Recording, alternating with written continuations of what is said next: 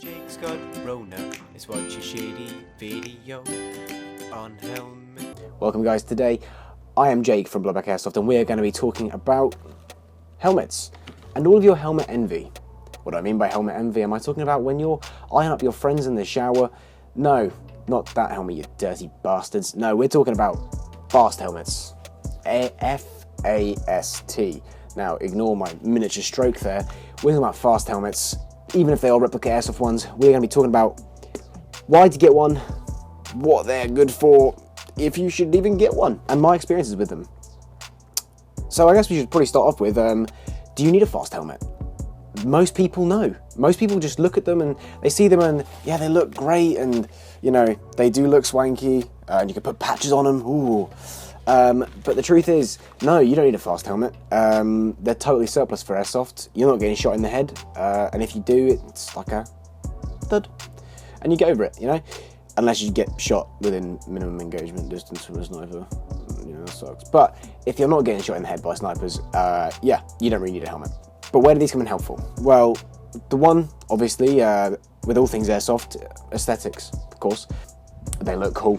Yeah, they do finish off a lot of kits, a lot of those heavier kits. If you're doing impressions like Navy SEALs or anything else you've seen on TV, I'm not really up to date with pop culture. This will look good. They do look good. They round off heavy outfits. So for instance, I have my Warrior DCS I'm looking at on my bed and none of you can see. My Warrior DCS with this looks pretty great with any sort of kit. Gives you a nice sort of medium heavy look. So for aesthetics, yeah, they look great. Do you need one for pain? As I said earlier, no. You don't really need one for pain, but they are useful for utility. So if you find yourself needing IR capabilities at night, if you're willing to spend that sort of money on a pair of nods, then this is a good investment for you. But probably not this one, because if you have a £9 pair of nods, I'd recommend spending at least a few £100 on a decent helmet. So where does this come in handy for utility? Doing really well with the fumbling of words. Thanks, Rona. Right, so where does this come in handy for utility? So this is a really bad example right now because I can't really show you it, but I might throw some B-roll up. But this helmet has a lot of capabilities in terms of utility. So as you can tell, I've got this counterweight pouch in the back, and this gives me the ability to carry, for me, a battery bank for my GoPro.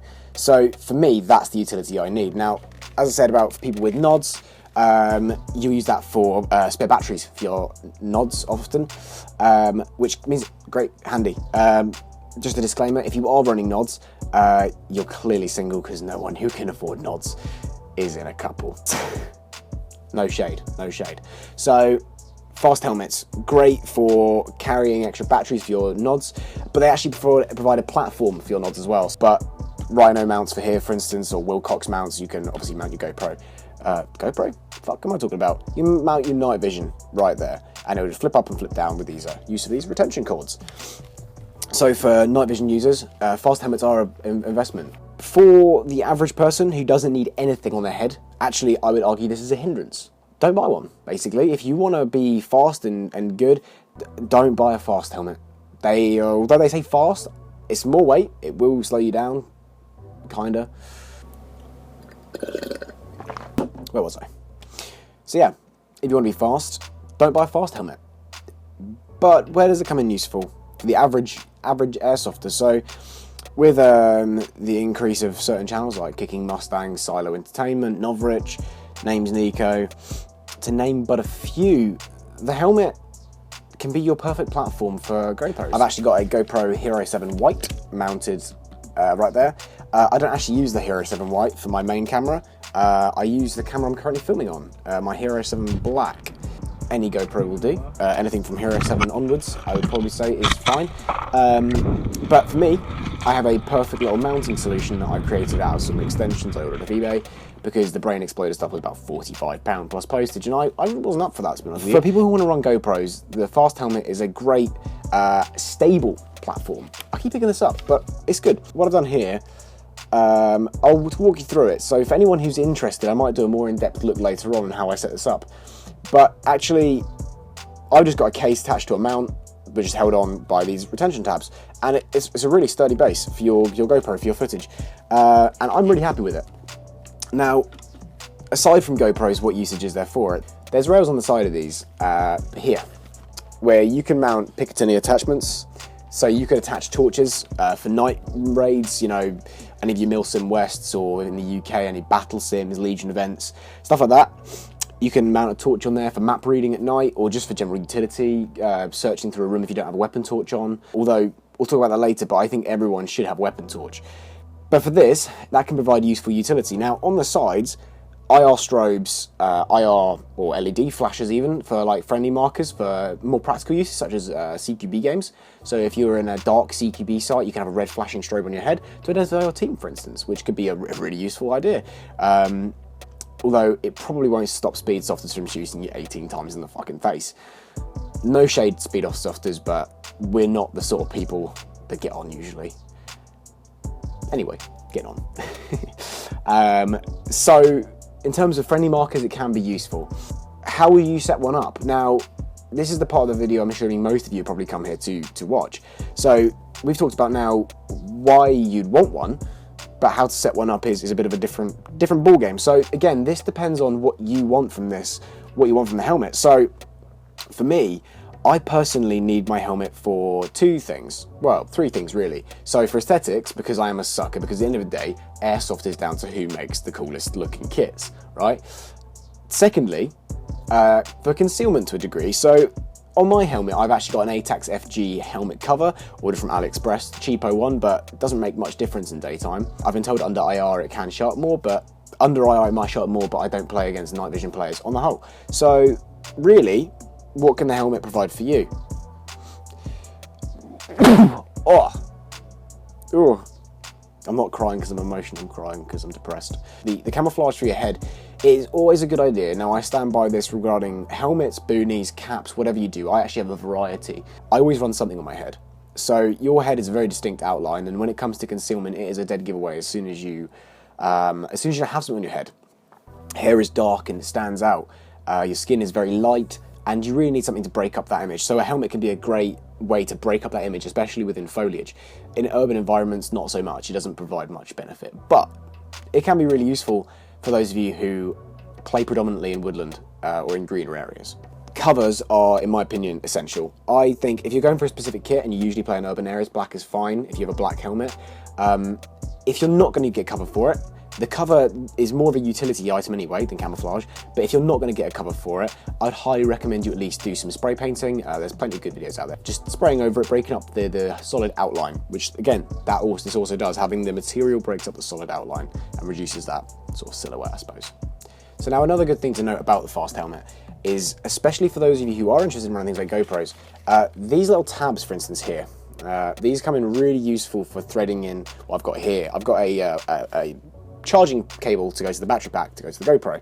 Now, getting ones with mesh or those little tabs is your best bet in terms of getting yourself a little bit of a cable routing, cable management. For those of you who do PCs and stuff, you'll understand the pains of having poor cable management. So on your helmet, it's no different. I've got mine tucked underneath a patch and in through these little loopholes, and it holds pretty good. So, aesthetics out of the way, functionality out of the way. How should you set yours up? Now, it's an individual thing, as I'll talk about in pretty much all of my kit videos. The helmet is no different. It is an individual preference on how you want to run your helmet, and it's got to be suited to your purposes. So for me, I record gameplay and I need it to be concealing. So I've got a cover for the concealment, and I've got the GoPro mount and everything there set up to record. So those are my two functions primarily. Now, those of you who are keen-eyed might have noticed I don't have Ear Pro on mine anymore. Now, I've got plenty of pictures where I did have Ear Pro on them, but I found cheap Chinese Ear Pro was just fucking shit. Don't buy them. You know, fucking Earmore look great, absolutely trash, like human excrement bad. Don't buy them, mate. Don't buy them. They are fucking awful. 3 pairs of them I bought. 3 pairs of them. All fucking broke. Ear protection. That's where I was going with that. Do you need ear protection? If you're using things like 9mm blanks, which are no illegal in the US, so sucks to be you, I guess. 9mm blanks, Mark V flashbangs, anything loud going on, I would highly recommend you put Ear Pro onto your helmet. Now you can do that through an arc rail adapter, £10–15 at most. They're cheap, but they just clamp down, hold the helmet steady, and they protect your ears, which is nice. Now don't cheap out with your ear protection. I highly recommend companies such as Earmore do the mil-spec ones now, not the cheap ones, but Earmore mil-spec. There's a couple other brands, Peltor, Swordins, all fucking highly recommendable. You know, Real Steel brands don't cheap out with these things. Go for Real Steel brands on the whole. Now, for me, I don't have it because I don't play a huge amount of indoor CQB, and also because I'm waiting on a pair of Swordins currently. Don't just get them for aesthetics, because people don't consider there's a heat aspect to running ear protection, and it gets very, very hot. So if you can avoid wearing them, especially outside in woodland, do. And if you're worried about getting shot in the ears, then I'm sorry, but you fucking grow up there, mate. It's 6mm BBs. You'll be fine. Right, so what have I done to get my helmet comfortable? Now, this is the biggest thing when you're looking at a helmet, that get yourself a helmet with an adjustable knob. Oh yeah. Get yourself one with an adjustable knob on the back. That just means you'll be able to adjust the head strap to your proper size, and you can get one comfortable. Another thing worth noting is, of course, the internal padding. Now, I've stripped out a lot of the padding inside of this one to get it comfortable for my head. So there's 2 sections here and here I've taken out. Why did I do that? Didn't need them. Actually was making the helmet very uncomfortable on my head. So I'd recommend you look around, and if you can, possibly try before you buy. Now, I know what some of you are saying, oh, well, what's the point of just a foam-lined helmet? Well, as I said, we don't need this ballistic, but I'd say if you've got the budget, yeah, go for it. Go for a more expensive one. I mean, go for it. I mean, fucking hell, I said go for it 4 times. Go for a more expensive one. If you like, Obscore, Team Wendy do a lot of them as well. Russian alternatives, although it's unpopular opinion at the moment to go for a Russian one, like a ZSH1, I think that's the name of them. Don't quote me and don't come at me because I don't really care. But there's a lot of options on the market if you want to get real ones. But for Airsoft, what I need it for, lightweight is the best option, because my one isn't vented, and that's another factor to take into account: the heat generated and the fogging issues you can suffer from if you don't set up your helmet properly. So I'd highly recommend, whatever you're doing with your fast helmet, make sure your iPro setup, you're happy with it already. Otherwise, it won't work well with a helmet setup to begin with. Now, there will always be a debate about chin straps on, chin straps off. I would recommend every day of the week, chin strap on. It just keeps the helmet steady on your chin, stops it from wibbly wobbling on your head. When it comes down to branding, again, certain brands don't have a lot of adjustability. So this is, full disclosure, this is a UK Combat UK helmet, I think. They're all the same shit. FMA, the more expensive FMAs are fine. TMCs, or the PTS Flux. Those are the sort of 3 ones I'd recommend. And they're all sort of great. I'd say if you're running nods, look more towards the PTS Flux side, or like a real Obscore Wendy helmet, I suppose, is the better alternative. But overall, should you buy a helmet? Guys, that's going to be on you. I think at the end of the day, you've got to decide, is it worth it for you? Because I know for me, if I don't have to run a camera, I'm running a baseball cap every single day of the week. I'm lighter, I'm sexier, and I don't have to worry about the heat. It's a lot nicer on long events. Right, guys, this has been Jake from Blowback Airsoft talking about his helmet for the last 10-15 minutes. Fuck knows how long this video is going to be. Hopefully you guys have found something interesting or useful from this video, and just some things to consider when you're setting up your helmet. You know, guys, just use your brain. Just a little bit. I mean, comment down below. Tell me what you run for your helmets. What do you run real? Do you run repro? Do you run cameras? Let me know. Let me know what you guys run, and what you think I should change in my helmet. Who knows? Let's see where we go with this.